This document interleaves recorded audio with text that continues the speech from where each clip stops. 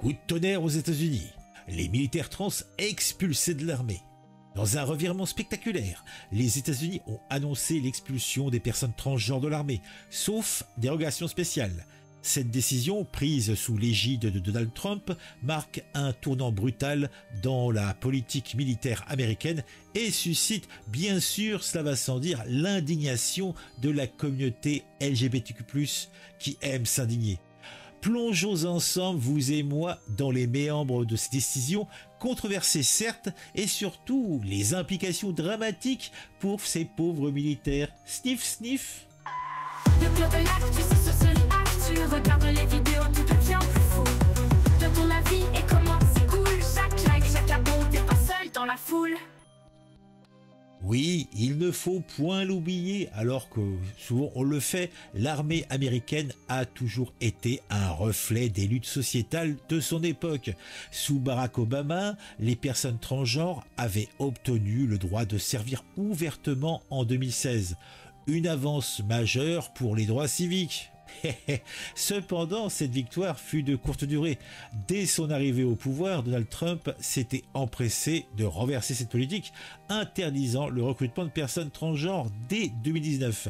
Joe Biden, en 2021, avait rétabli l'autorisation, mais le retour de Trump à la Maison-Blanche sonne le glas de cette tolérance.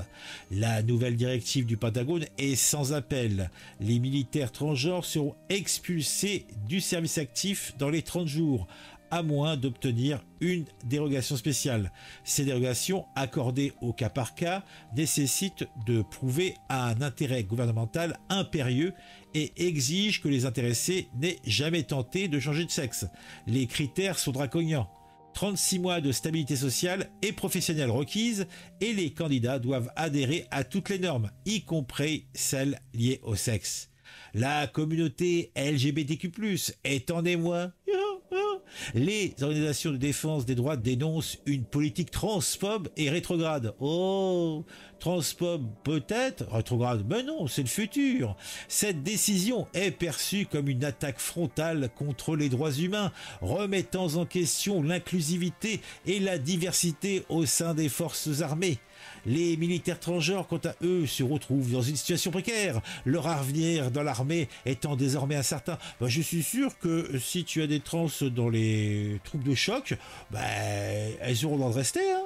Par contre, si c'est derrière un bureau, peut-être oui, effectivement. Comparé à d'autres pays, la politique américaine apparaît particulièrement régressive. En Europe, plusieurs nations ont intégré les personnes transgenres dans leurs forces armées, sans heurts. Cette divergence souligne le fossé idéologique entre les États-Unis et leurs alliés. Les motivations politiques de Trump sont claires. Séduire un électorat conservateur en brandissant la lutte contre l'idéologie transgenre. Mais à quel prix ?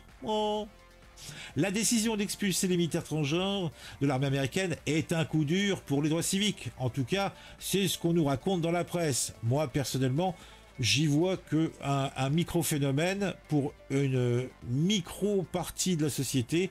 Donc, cela n'a guère d'intérêt pratique. Mais en tout cas, elle illustre la fragilité des avancées sociales face au revirement politique.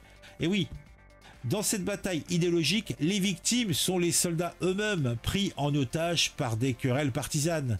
Eh oui, c'est la vie. Dites-moi en commentaire ce que vous pensez de tout ça. Moi, je trouve cela très très tristounet, bien sûr, vous me connaissez. Moi je suis quelqu'un de social.